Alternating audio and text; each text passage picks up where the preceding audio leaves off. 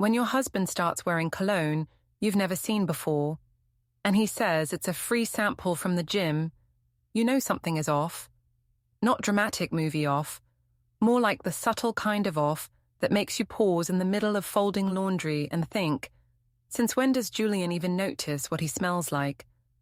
This is the same man who once asked if body wash and shampoo were basically the same thing. But sure, let's pretend he's suddenly a fragrance enthusiast. Before we dive deeper into this story, I have one small request. Please subscribe, drop a like, comment, and hit that hype button to boost this channel so more people can discover these incredible Reddit stories. Julian Price, my husband of 10 years, is the sort of man who prides himself on practicality. He buys the same grey sneakers every year, insists that brand names are a scam invented by capitalism, and thinks frozen pizza counts as cooking if you add basil. So when he walks into our kitchen at 6:42 on a Tuesday evening, smelling like something too smooth, too expensive, too intentional, I do what any loyal, attentive, loving wife would do. I log it in my mental file labeled Suspicious Enhancements to Personal Appearance. The file is getting thick. 3 weeks ago, he started working out again. Fine, self-care is great. But this was less healthy habit and more late-night gym trips with showering at the gym instead of home. 2 weeks ago, he shaved his beard, saying he felt lighter. Last week, he switched his phone passcode from the memorable date of our anniversary to something involving numbers I've never seen before. Yesterday, he deleted half the pictures from our shared holiday album because he needed storage. Right, storage. The man has a cloud subscription. I'm not the jealous wife type. I teach high school literature, which means I spend 8 hours a day grading essays titled Why Romeo Was Actually Stupid and Symbolism in the Great Gatsby. I didn't read it, but here's a guess. I deal with hormonal drama on weekdays. I do not need it in my house too. So instead of confronting him, I do what I do best. I observe, I annotate, and I wait. Julian doesn't know that I'm a slow burn kind of person. He thinks I react, but I don't. I prep. Tonight is pasta night, his favorite, so I twirl noodles in silence while he scrolls on his phone, smiling at something he won't show me. He tilts the screen slightly away, subtle but not subtle enough. If I were a different woman, I'd ask, "Who's that?" Instead I say, "You're in a good mood." He grins without looking up. "Just work stuff." Which is funny, because I've seen the emails from his manager. Need revisions. Let's discuss the app update. Client wants changes. Nothing that warrants grinning into your phone like a teenage romantic hero. But I nod, smiling like the supportive partner society expects me to be. The smell of his new cologne floats between us, sandalwood with something sharp under it, like citrus and secrets. "By the way," he says casually, too casually, while twirling his fork, "Mara's coming to Christmas." I pause, let the fork hover. "Mara?" He sips water, like this is just casual dinner chat. "Yeah, my ex. We ran into each other a few weeks ago, and I told her about the annual Christmas dinner. She'll be in town. I figured, why not? It's been years. Years. Singular. Not plural. As in, you randomly reconnected recently. Try not to make it awkward," he adds, stabbing pasta. "You know how you can get." Ah, there it is. The gentle condescension, his favorite seasoning. "How I can get?" I ask, tone level. You know, tense, overthinking. Let's just stay chill. The fork in my hand doesn't snap, which I consider a personal achievement. I smile sweetly. "Of course, I'll be a delight." He relaxes, like he just solved a difficult puzzle. That's the thing. Julian thinks the world bends to charm and preemptive instruction. He forgets people can listen, agree, and still do whatever they want. That night, when he falls asleep, looking all peaceful with his new gym body confidence, I take his phone quietly from the nightstand. I don't open it. I already know the passcode changed. I just weigh it in my hand, the same way one might weigh a chess piece, evaluating moves. The phone is the key, but it's not my first step. Not even close. People think affairs start when someone crosses a line. They don't. They start when someone starts preparing to cross one. He has already prepared. So will I. The next afternoon, I stop by the teacher's lounge, where my co-worker Elise is convincing a vending machine to release a bag of pretzels using pure rage. "You look like you want to set that thing on fire," I say, grabbing coffee. "Only emotionally," she mutters. "Why do they put snacks in a box that refuses to share?" I laugh. Elise and I trade sarcasm the way some people trade recipes. "Hey," she says, squinting at me. "You okay? You look calculating, like you're planning a coup." "Not a coup," I say lightly. "A future moment of satisfaction." She raises a brow. "Is this about Julian again?" I don't flinch. Teachers are trained professionals at reading faces. "We're in observation phase," I say. "Ooh," she leans forward. "Like a nature documentary. Watch as the suburban husband attempts camouflage among routine excuses." "Exactly." She grabs her pretzels, the machine finally released them, and says, "Well, if you ever need an alibi or someone to hide documents, I've got a laminator and absolutely no shame." That's the thing about teacher friends. They might not know your whole life, but they will absolutely form a defense squad without question. That evening, Julian comes home with a gym bag and a glow of smug energy. I'm on the couch grading essays. He leans down and kisses the top of my head, like a man auditioning for Thoughtful Husband of the Year. "You're in a good mood," I say. "Just crushed a workout," he says, unzipping his bag. "Greg was there. We grabbed smoothies after." Greg, the co-worker who likes to talk more than he thinks. The same one who posted party pics last month, where Julian conveniently cropped out the mystery woman sitting next to him. "So," Julian says casually, "did you think about what I said? About Christmas?" "I did," I say, marking a paper with my red pen. "Should I get extra seating, or just make people sit on emotional baggage?" He huffs a laugh. "Come on, it'll be fine." I look up, meet his eyes, and smile warmly. "Of course it will." And because I'm a professional at multi-layered communication, I do not add the second half of my sentence, "just not for you." 3 days later, I get the first real crack in his story, accidentally handed to me, gift-wrapped in incompetence. I pull into the school parking lot, and standing near the entrance is Greg, adjusting his tie, keys in hand, talking loudly on speakerphone. "I'm telling you, man, she's showing," he says into the phone. "You better figure out your situation before Christmas, or it's going to get messy." I freeze, backpack half slung over my shoulder. Greg notices me and jolts, fumbling to turn off his phone. "Oh, hey Reva, didn't see you." I smile like I'm greeting a student who just plagiarized and hasn't realized I caught them yet. "Interesting call," I say. He swallows. "Just work stuff." I nod. "Of course. App development, very gestational field." He turns pink. I walk past him, humming. Inside, I sit at my desk and open a blank document. Title, Contingency Notes.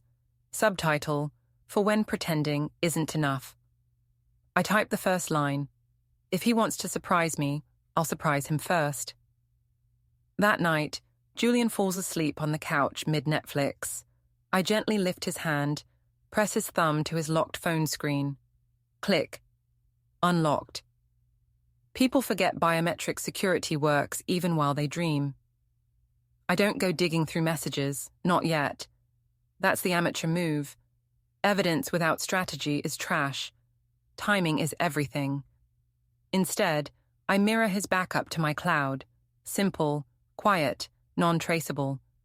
Then I tuck the phone back, kiss his forehead like the loving wife he still believes I am, and whisper, "Thank you." The next morning, while he showers, I step into our walk-in closet. On the shelf is the cologne he wore earlier this week, sleek black bottle, expensive label. I pick it up, spray once into the air. A scent meant to impress someone new. I don't get angry. I get ready, because now I know something he doesn't. You don't need to explode to win. You just need to let the other person think you're still asleep while you're already halfway through the blueprint. 2 weeks until Christmas, 2 weeks until Mara, 2 weeks until the curtain rises. Julian thinks he's running a secret second life. He has no idea he's starring in a one-season series written, directed, and produced by me, and I don't do alternate endings. 15 minutes before bed, Julian walks into the room and says, "You're quiet today." "I'm grading," I reply, tapping my pen. Students turned in essays about betrayal. Some irony there. He chuckles, clueless. "You really take that stuff seriously." "Oh," I say, smiling. "You have no idea." He leaves, satisfied. I close the essay pile and stare at the ceiling. Christmas used to mean family warmth, lights, carols, cinnamon in the air. This year, it will mean something else.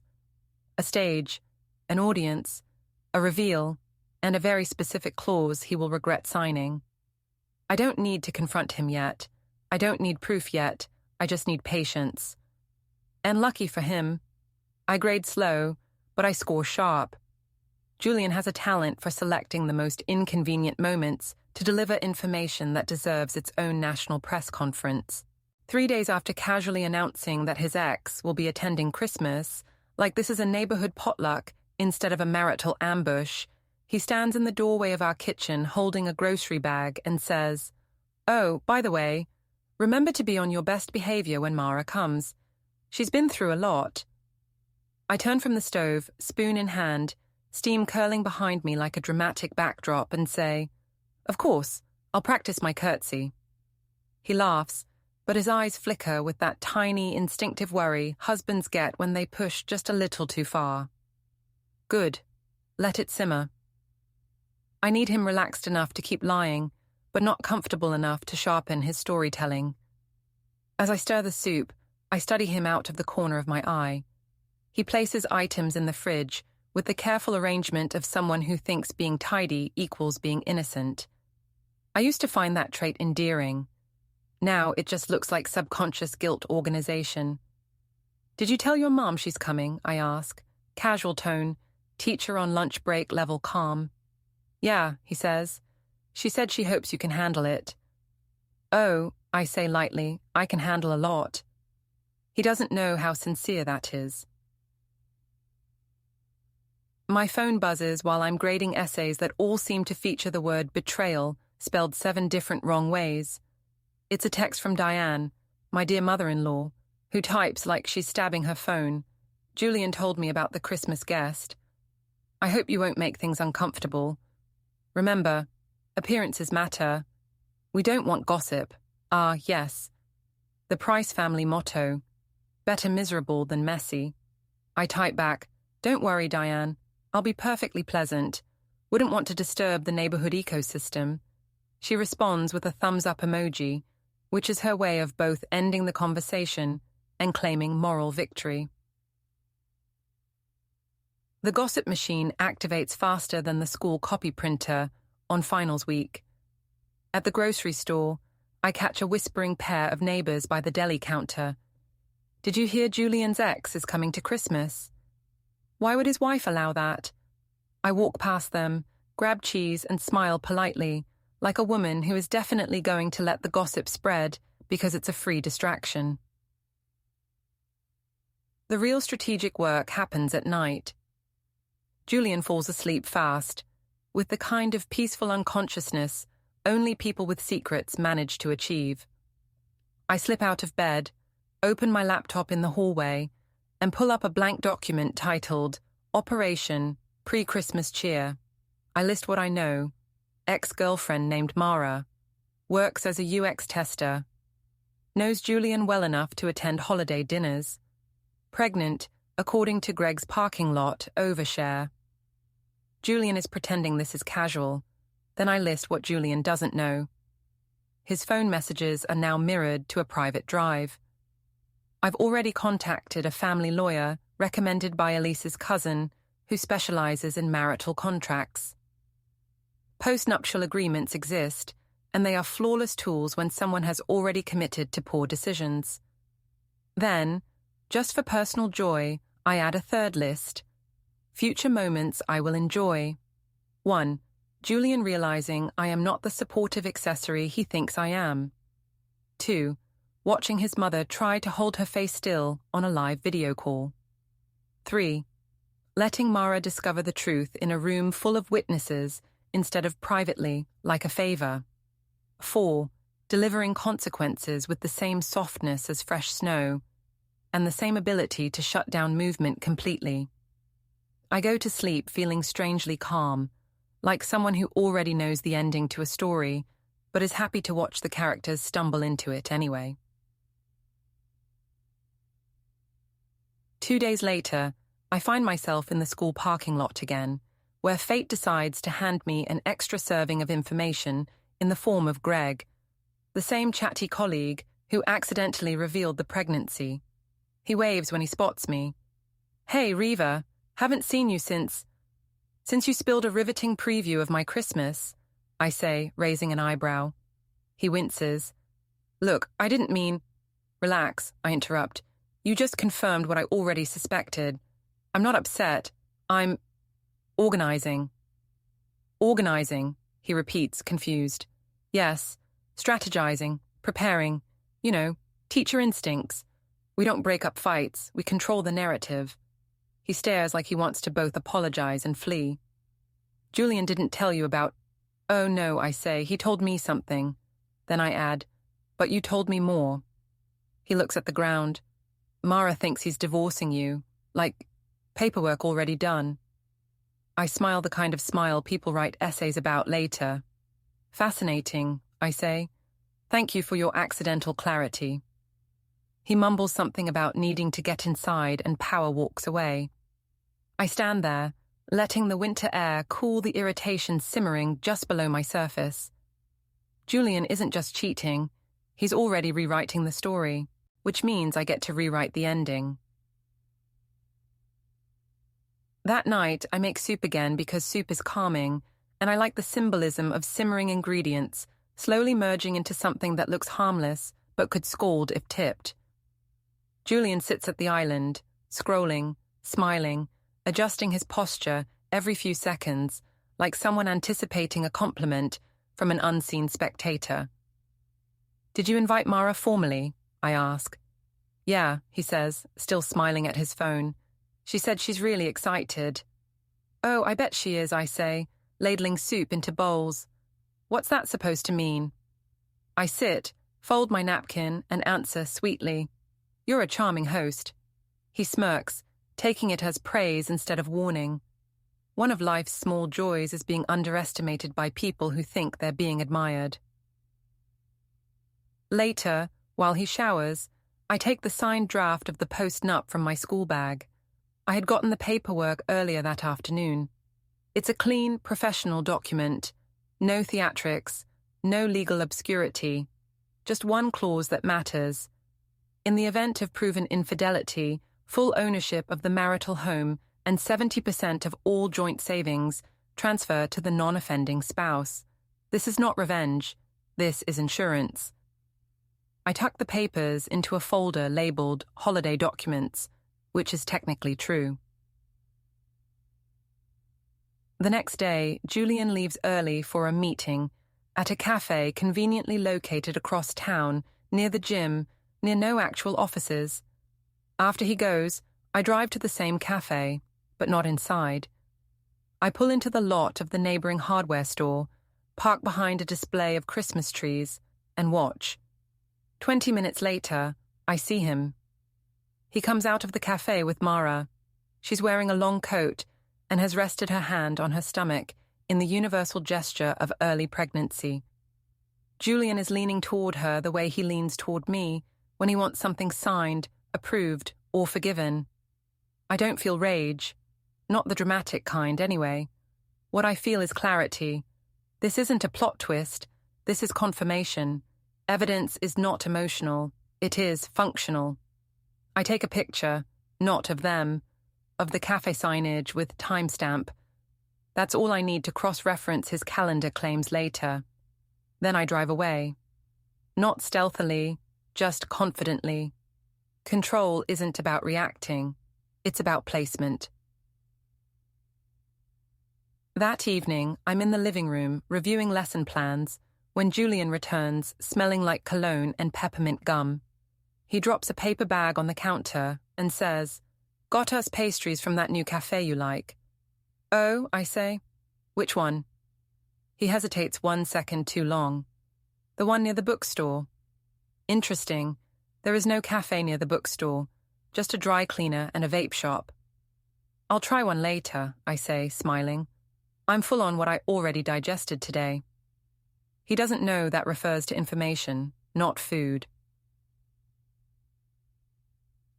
At midnight, while he sleeps, I check my email. The subject line glows like a friendly omen. Post-nup finalized, ready for signatures. I read it twice, letting the satisfaction settle in slow and steady. There will be no argument, no shouting match, no cinematic meltdown, because nothing terrifies a confident liar more than a calm opponent with paperwork. The chapter ends here, but the stage is nearly set. Julian thinks he's preparing for Christmas. I'm preparing for a reveal. He thinks I'm unaware. I'm documenting timestamps. He thinks the house is his proud investment. I already have the clause that removes him from it. All that's left is the signature. And he will give it to me willingly, because he still believes I'm the kind of woman who just takes soup off the stove and not control of the narrative. Let him think so, for a few more days. Then the bell will ring, and the real holiday spirit will arrive. Wrapped, signed, and legally binding. If there is one thing I have learned as a teacher, it's that people sign things without really reading them when you frame the situation with the right tone. Students sign permission slips because they trust the phrase field trip. Parents sign attendance notes because they assume their child told the truth. Husbands sign postnuptial agreements because they think their wives are just being thoughtful and future responsible. Which is why, on a quiet Thursday evening, I place a neat stack of papers on the dining table next to 2 glasses of wine and a fountain pen that looks ceremonial enough to feel important but not threatening. Presentation matters. Humans trust anything that comes with a fancy pen. Julian walks in from the garage, still smelling like gym exertion and cologne that never existed in our marriage until recently. He glances at the folder, then at me, then at the glasses of wine. "Celebration?" he asks, almost amused. "Protection," I correct, smiling. "For us. Well, mostly for me, but you'll benefit too." He laughs. "Okay, speak legal witchcraft to me." "That," I say, tapping the folder, "is a postnuptial agreement. Nothing dramatic. I talked to a financial advisor. She said it's smart for couples who have, uneven income or assets." He looks half listening, half hoping I'm not about to ask him to cut back on his protein subscriptions. "Riva, we're not getting a divorce." "Of course not," I say, sliding the papers toward him. "This isn't about divorce. It's about clarity. You know how I like clarity." He chuckles. Because yes, he does know. I am the woman who labels the spice rack alphabetically and files receipts by occasion. He thinks this is that exact kind of habit. Organizational, not tactical. He flips through page 1, then 2. I watch his eyes skim, not focus. Most people don't read contracts. They scan for keywords like owe, penalty, or sale of organs. He sees numbers about future assets, inheritance language, insurance clauses. He does not see the line tucked carefully in the middle. In the event of proven infidelity, full ownership of marital residence and 70% of joint financial assets transfer to the undersigned non-offending spouse. He also doesn't see the legal footnote clarifying that proof may include backed-up electronic messages, financial records, or third-party confirmation. Because here is the trick. When a husband thinks he is outsmarting you, he stops imagining that you could be writing a story where he is not the author. So, he says, signing the first page without even asking a question, this is just future planning. Oh yes, I say, keeping my voice smooth. Just future planning. Once the signature is on page 6, the air in the room changes. I don't react, don't gloat, don't toast. I simply take the papers, slide them back into the folder, and place them in my school bag like I'm taking essays home to grade. Julian takes the wine glass, sips and says, "You know, you're very calm lately. I appreciate that." "Thank you," I reply. "Calm is underrated." He nods like I've just agreed that weather apps are useful or that we should buy new napkins. He has no idea that I am calm because I already scored the assignment, and he failed before I even picked up the pen. The next morning, I submit the signed document to my lawyer, along with a discreet note, Phase 1 complete, Phase 2 pending Christmas Eve. She replies with a smile emoji and a thumbs up. Modern legal communication at its finest. Then I go teach 10th graders about unreliable narrators, which feels delightfully appropriate. Later that afternoon, I run into Elise again in the lounge. She's preparing for a faculty meeting by stress-eating mini donuts from a napkin. "So," she asks, mouth full, "Operation Husband Surprise still on track?" "Signed and sealed," I say, tapping my bag where the post-nup used to be. "We're now in the waiting game portion." She claps her hands. "Oh, I love the waiting game portion. It's like the part in a heist movie when nobody knows the vault is already open." "Elise," I say, "you get me." She raises her donut like a champagne glass. "To chaos with paperwork," she says. "To strategy disguised as patience," I answer. "We toast with pastries because adulthood is just coping with humor and sugar." That evening, Julian wants to watch a movie, something full of action and redemption arcs, where flawed men learn from mistakes and families unite in tearful embraces. I sit beside him, head resting on his shoulder, and think about how interesting it is that movies always suggest personal growth is inevitable.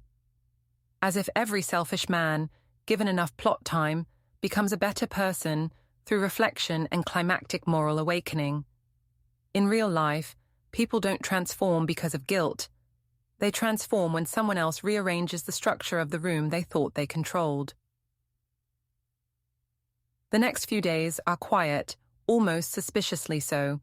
Julian is extra pleasant, like he thinks good behavior now is retroactive marital credit.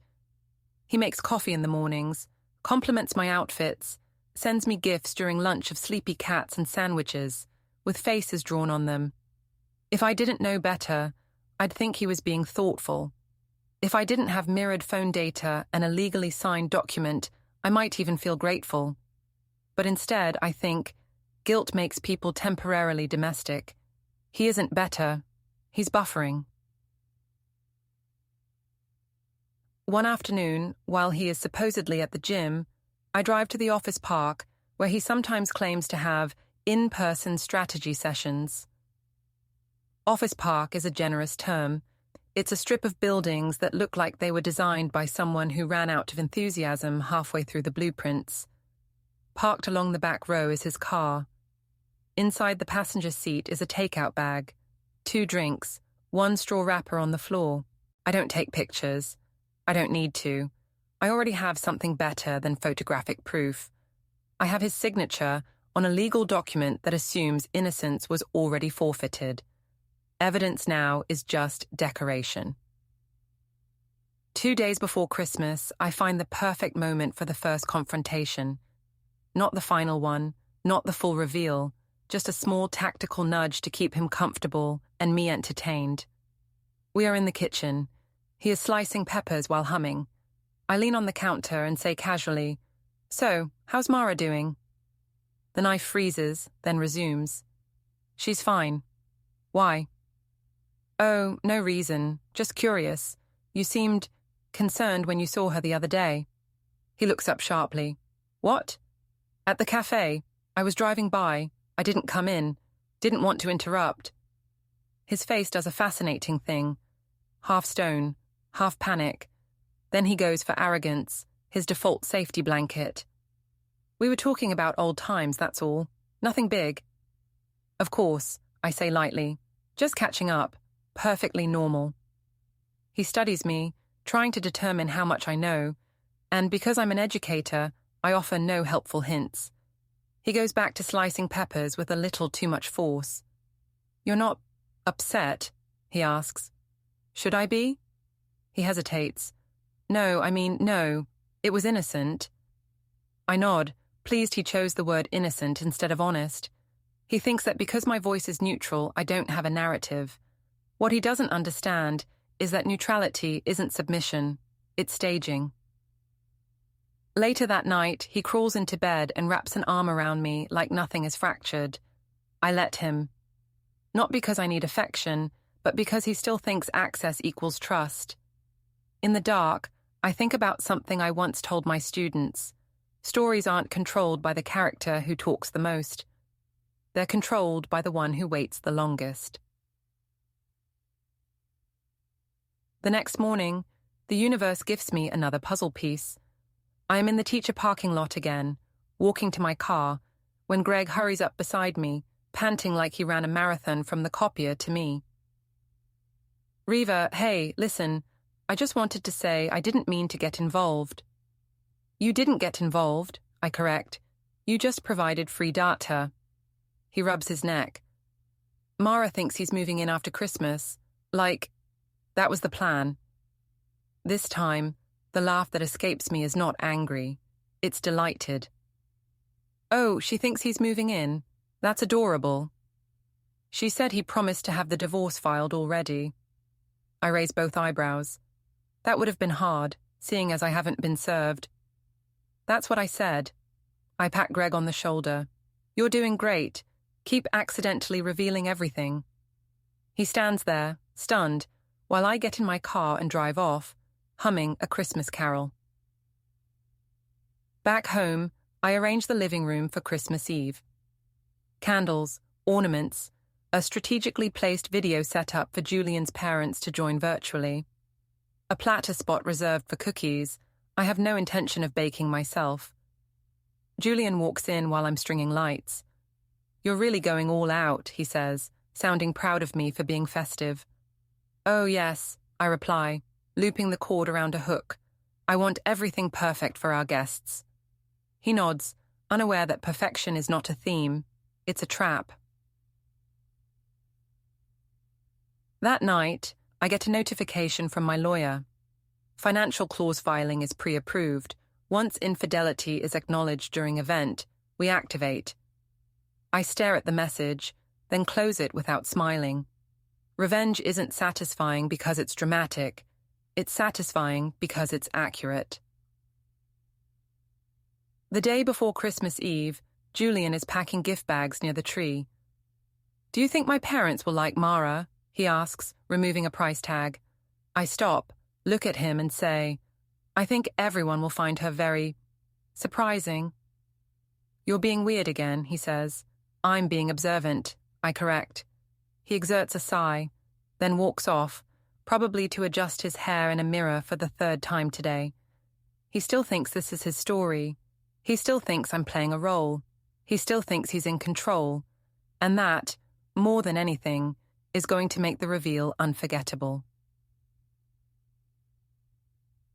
Later that night, after he sleeps, I stand in the glow of the Christmas tree and rehearse the moment in my mind. Every sentence, every gesture, every witness positioned like chess pieces. This won't be a scream. It will be a presentation, a performance, a legal clean slice masked as holiday harmony. I imagine the scene. Mara entering, cheerful and hopeful, Julian freezing mid-smile, the quiet shift of air when everyone understands that I knew long before they did.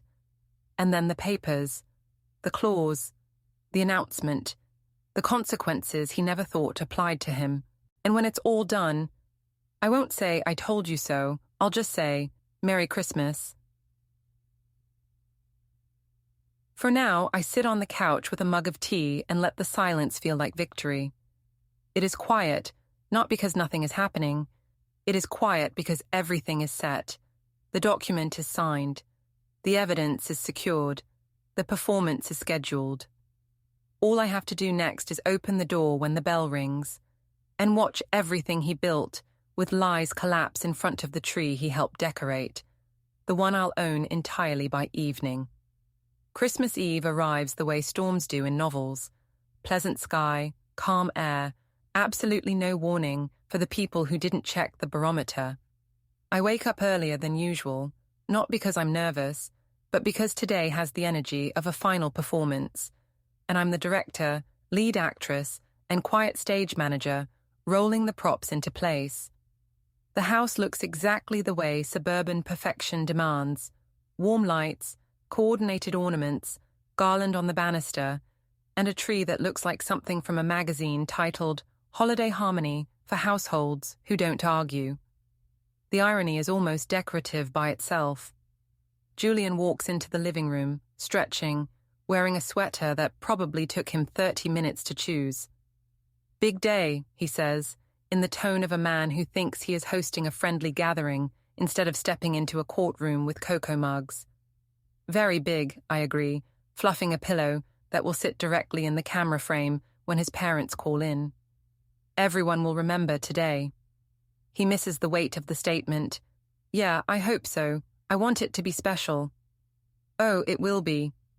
He sets up the serving table, arranges cookies, hums a carol, checks the timer on the roast, and for a split second, I almost admire how calmly a person can behave when they have absolutely no idea the script has already been written without them. But then I remember the cologne, the lies, the mirrored phone files, the way he warned me not to ruin Christmas, and the sentiment slides right off me like wrapping paper off a returned gift. By early afternoon, everything is ready. The table is set. The video call screen is open and waiting. I've placed a chair in the exact spot where Mara will sit, directly across from Julian's parents on the screen.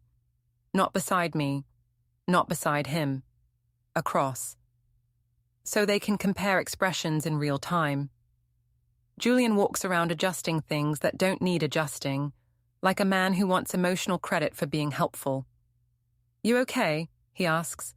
"I'm great," I say. "Festive, even." He studies me, unsure whether I mean that. I smile just enough to soothe him. He relaxes. He always thinks a smile means things are safe. He really should have married someone less literate. At 5:02 p.m., the doorbell rings. Julian straightens his sweater, runs a hand through his hair, and exhales like a teenager before prom. I stand beside him because theatre etiquette matters. He opens the door. And there she is, Mara, 5'something, soft-featured, wearing a winter coat that doesn't hide the curved swell of her stomach. She looks both expectant and unsure, like she rehearsed a scene but isn't sure which play she walked into. "Hi," she says brightly, with a hopeful smile. Julian freezes. Just 1 second, but I see it. His expression loses shape, the way air leaves a balloon before the sound catches up. He tries to recover with charm, but charm is a vase. Once cracked, it reflects the room differently. Mara, you're early." "I didn't want to get stuck in traffic," she says. "Hi, Riva." I smile warmly, too warmly.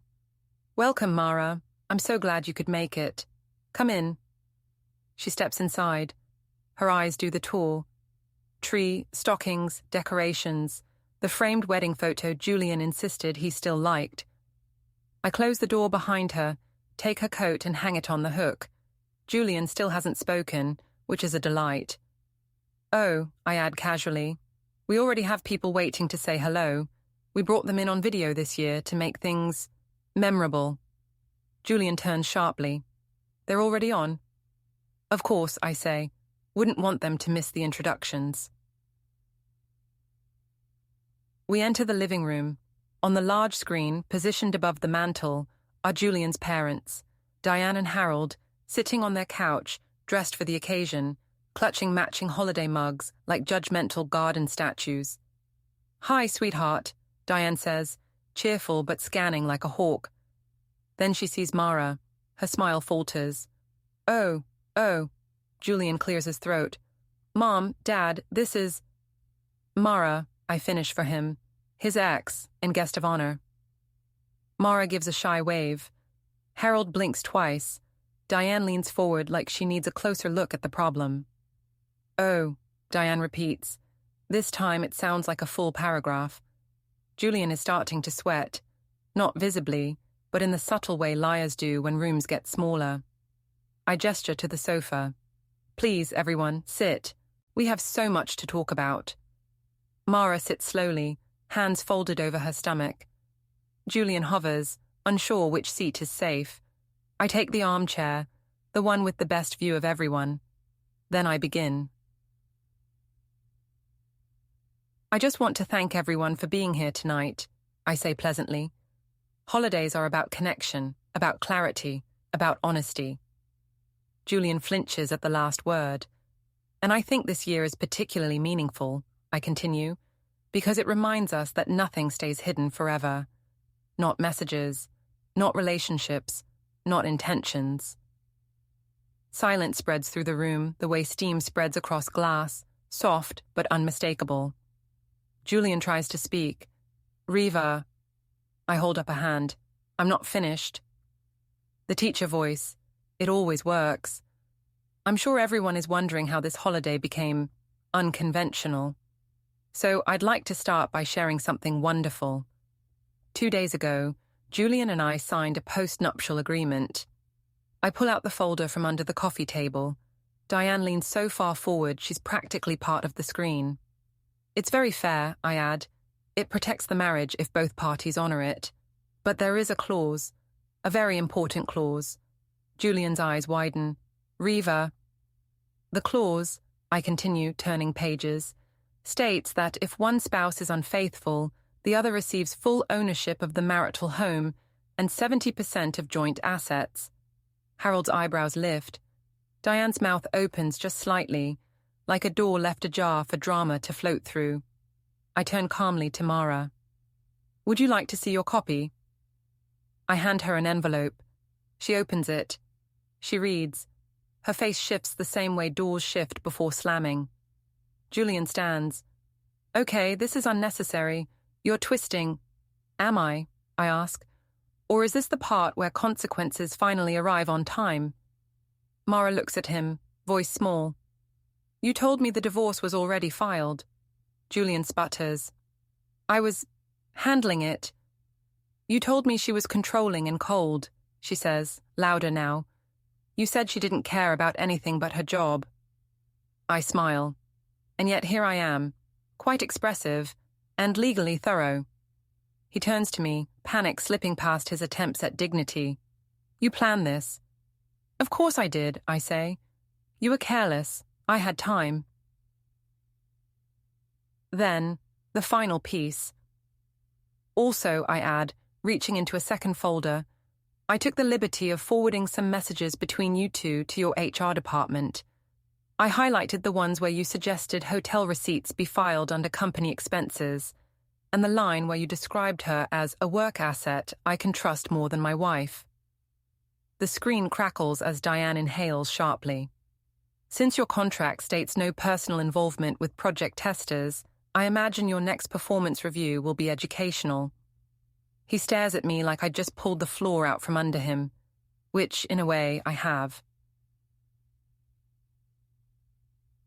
For a moment, everything is still. There's no yelling, no dramatic movie reaction. That only happens when people have energy left. This silence is the kind that happens right before a tower falls. Then Mara speaks, voice trembling but steady. "You said we were starting a life together." Julian tries to reach for her hand. She moves it away. "I didn't know she knew," he mutters. "That's the problem," I say. "You never think I know. That's why I always do." I stand. The lawyer will process the clause Monday.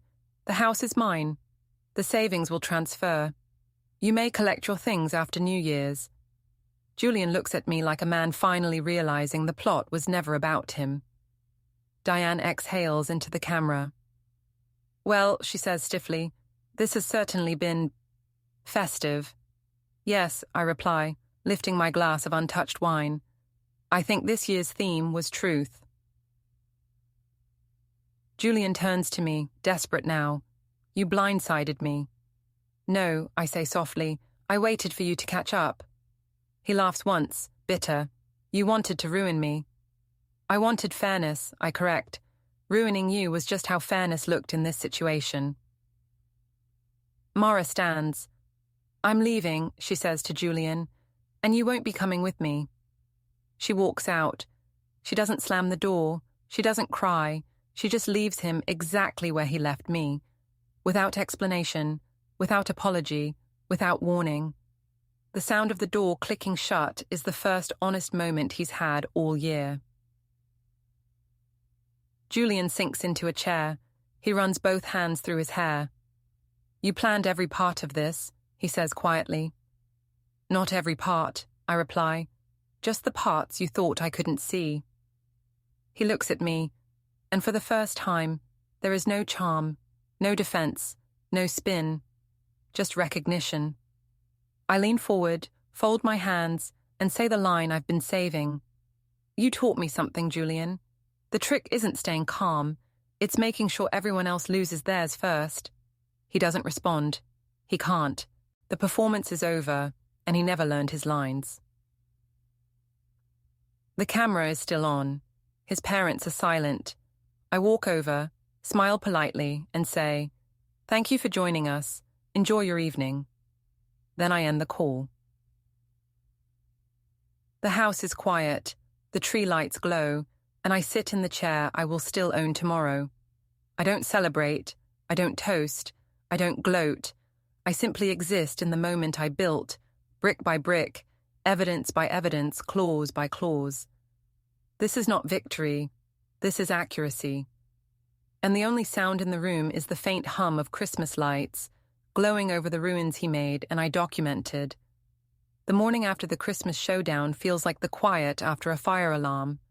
Not peaceful exactly, just emptied out. No sirens, no drama, no screaming, just the echo of a house that remembers what happened even if the noise is gone. The tree is still lit, the stockings still hang perfectly aligned, but the air feels different, lighter maybe, or just honest for the first time in months. Julian didn't sleep in our bedroom. I didn't invite him to. He stayed in the guest room, which I find amusing, because he never wanted a guest room. A waste of square footage, he said when we bought the house. Funny how he ended up being the one in it. When I walk downstairs, I find him sitting at the kitchen counter, staring at the coffee machine like it's supposed to speak to him. He looks tired. Not dramatic tired, just worn down, like a man who finally understands that consequences aren't optional. You're up early, he mutters. I always am, I say, pouring tea. Awareness is an alarm clock. He doesn't reply. We sit in silence, not the cold shoulder kind, the logical ending kind, the kind of silence that exists when there's nothing left to argue because the scoreboard is publicly posted and the game is already over. He clears his throat. So that's it. That's it, I confirm. The papers will be processed after the weekend. Then we move forward. Forward, he repeats, as if the word suddenly weighs more than it used to. You're really doing this? No, I correct calmly. You already did this. I'm just documenting the results. He runs a hand across his jaw. You didn't have to do it like that. Oh, I did, I say. Because if I'd said it privately, you would have spun it. Claimed exaggeration. Claimed I was emotional. But you couldn't spin it in front of your parents, or her, or the legal agreement you signed.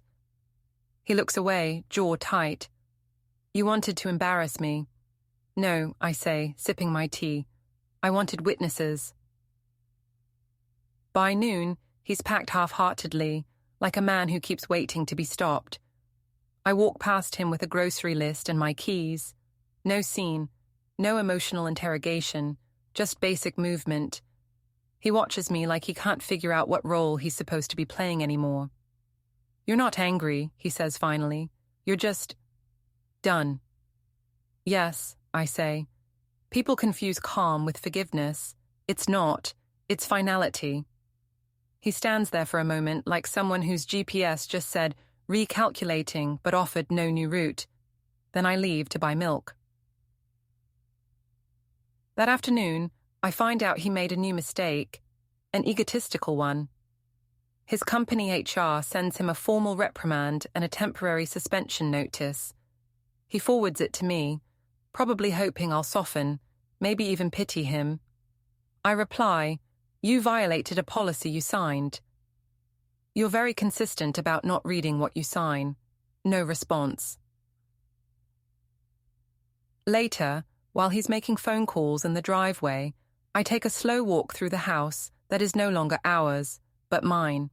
My books, my chair, my classroom supplies and storage bins, my grandmother's china, everything I kept stable while he built a secret future elsewhere. He thought I would beg. He thought I would plead. He thought dramatic collapse was inevitable. People like Julian never expect the person they wrong to stay upright.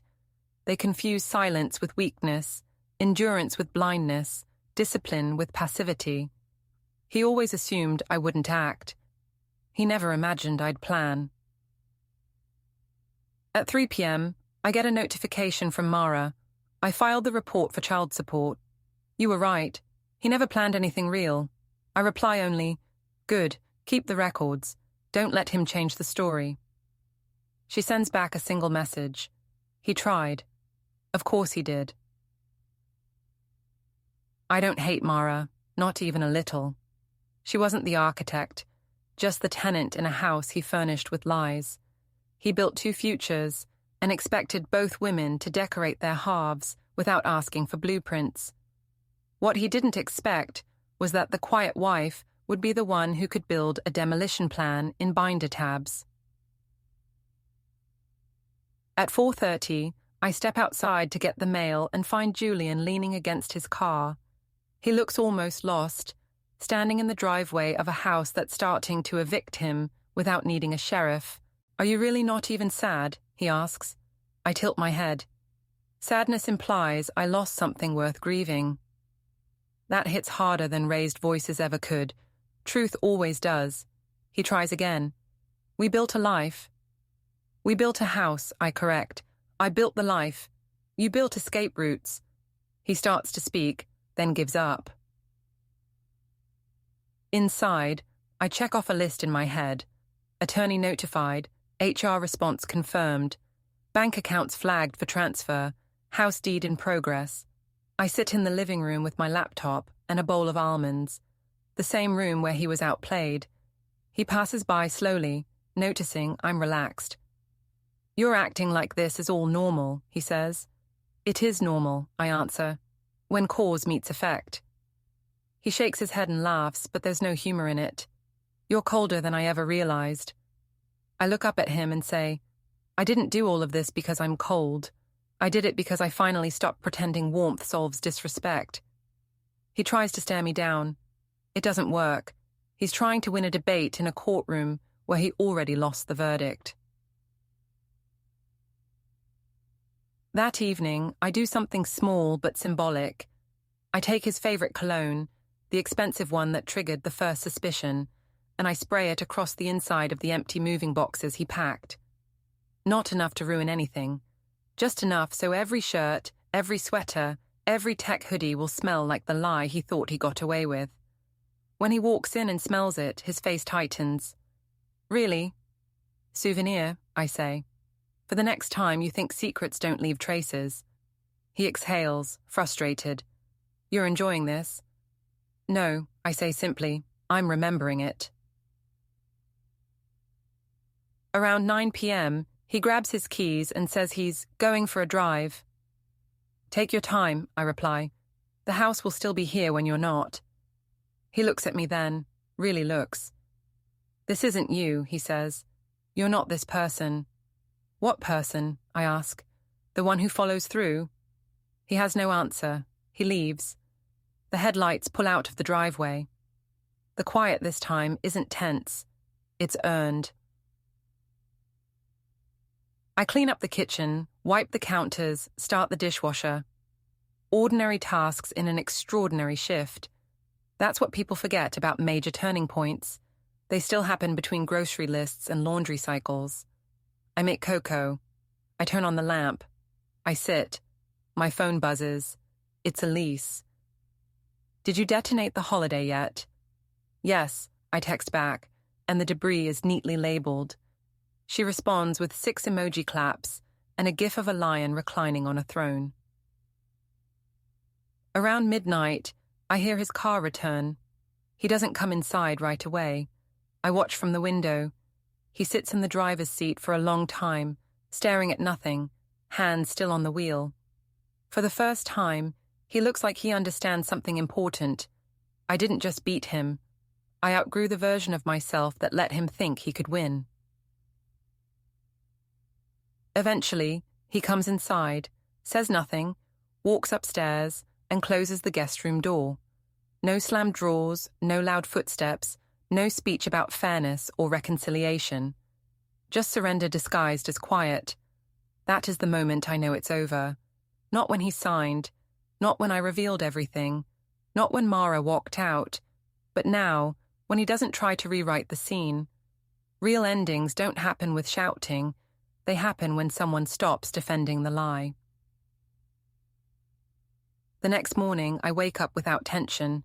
No monitoring, no calculating, no waiting to catch him in something. Peace doesn't feel explosive. It feels like unused energy. He's gone before I come downstairs, but he leaves a note on the counter. I'll be back for the rest of my things next week. No apology, no accountability, just logistics, which is, ironically, the most honest communication he's given me in months. I write a reply on the back. Pack the garage items first. I'm having the locks changed Friday. I leave it on the counter. I don't sign it. He knows who wrote it. That afternoon, I drive to Mara's townhouse. Not to fight, not to bond, just to return something. She opens the door cautiously, then relaxes when she sees me. I'm not here to argue, I say. I just thought you might want this. I hand her a folder, screenshots, backups, messages, the whole timeline of lies. Not for my benefit, for hers. So she never falls for the rewritten version he'll try to sell later. She holds it like a shield. You didn't have to do this, she says softly. No, I agree, but I believe in documented truth. She nods. We stand there a moment, 2 women who are told different stories by the same narrator. We don't hug, we don't cry. That level of comfort was never earned between us, but we understand each other now, and that's enough. Back home, I open the windows and let winter air move through the house. I remove his leftover toiletries from the bathroom. I wash the guest room sheets. I delete his calendar reminders from the shared app. Detachment isn't to scream. It's a checklist. At 6 p.m., my lawyer emails me. Final confirmation ready. You'll have full transfer approval by January 3rd. I close the laptop and breathe in the quiet ownership of my own living room. One action left. Not emotional, just practical. I take the spare garage remote off the key basket and drop it into a box labeled returnable items, not needed anymore, because that's what he is now, something to be removed, not repaired. This chapter doesn't end with triumph music. It ends with me sitting in my living room, calm, present, whole, with the one thing he never imagined I'd leave this marriage with. Power. Not loud power, not cinematic power. Power that is notarized, enforceable, and fully executed. And the house is quiet again. Not because the story paused, but because the aftermath belongs to me. There's a particular stillness that settles in a house after the storm ends, not the dramatic kind with shattered glass or overturned furniture, just the kind where furniture stays in place, and the only thing missing is the person who thought he controlled everything inside it. That's where I am now, post-chaos, pre-conclusion, sitting in the living room with a mug of tea and the comfortable knowledge that everything that needed to break has already broken. All that's left is the last move, the final quiet strike, the kind that doesn't shout, just completes.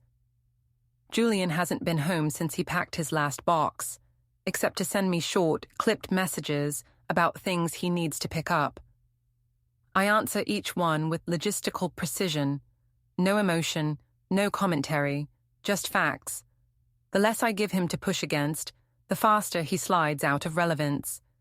It's been 3 days since Christmas, which means 3 days of him living in some hotel or spare room, thinking about how to perform regret without actually feeling it. He's always been skilled at surface maintenance. But misery is inconvenient to stage, and I imagine he's discovering that sincerity doesn't come with instructions. This morning, though, I get the real message, the one I knew would come. I'm coming by tonight for the last of my things. I want to talk. Of course he does. Men like Julian always want to talk after the planning window has expired. They don't talk to fix anything. They talk to rewrite. They want to inject context, excuses, revision, insert a but into the final sentence so they don't have to face the truth in its full, undiluted form. He doesn't know I already have the last scene set. He thinks this is a conversation. It's a finale. I spend the afternoon preparing, but not emotionally, logistically. Emotional preparation is for people who are unsure of the ending. I'm not unsure. I'm simply arranging objects so the moment lands exactly the way it should. I pack what remains of his bathroom drawer into a box. I take the few clothing items he left in the closet and stack them neatly, because order is a message. I gather the car keys he forgot to return, place them in an envelope, label it in clean handwriting. For Julian. Labels aren't just organizational, they're reminders of ownership. Then I decide on the last physical detail, the one that matters more symbolically than practically. The cologne.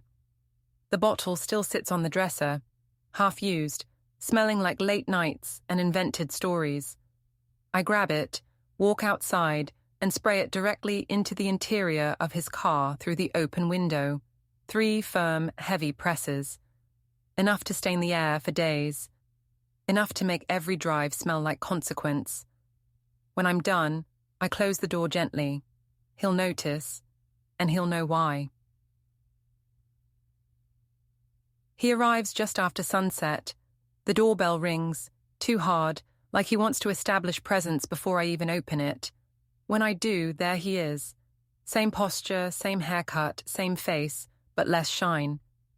The charm has wrinkles now. His eyes look like someone jammed too many unprocessed thoughts into them, without letting them settle into sentences. "Hey," he says. I step aside politely, the way a hotel clerk would for a guest who has already checked out. "Your things are boxed. Living room." He walks in, scanning the space like he's expecting emotional leftovers pinned to the walls. But there's nothing here that needs him anymore. The house isn't wounded. It's reorganized. The boxes sit on the coffee table. The envelope sits on top. His name, printed cleanly, is the only thing greeting him. He exhales. "You really boxed everything up." "Yes," I say. "That was the request." He looks at me, hands in pockets, doing the sighing routine that used to come before speeches about stress, work, misunderstandings, complicated emotions, whatever the excuse of the month was. "I wanted to explain things." "No," I correct calmly. "You wanted the chance to reshape them." He flinches but recovers. "You don't have to act like you're above emotion." "I'm not above it," I say. "I just don't build my decisions around somebody else's comfort anymore." He steps closer, like physical proximity will soften me. I don't move. "You blindsided me," he says. "I prepared," I correct. "You ignored." He runs a hand through his hair. "You could have handled this privately."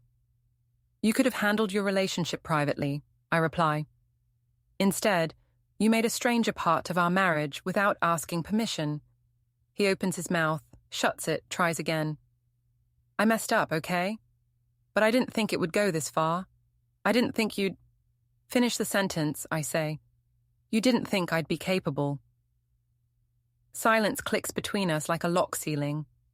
There it is, the real thought, the foundation of all of this. He didn't cheat because he was unhappy. He cheated because he assumed I was too passive to object in a meaningful way. He wanted a wife whose silence was permanent. He got one whose silence was strategy. He tries again, voice quieter. We shared years, Riva. Yes, I say, and you spent the last one trying to replace them. You really don't feel anything.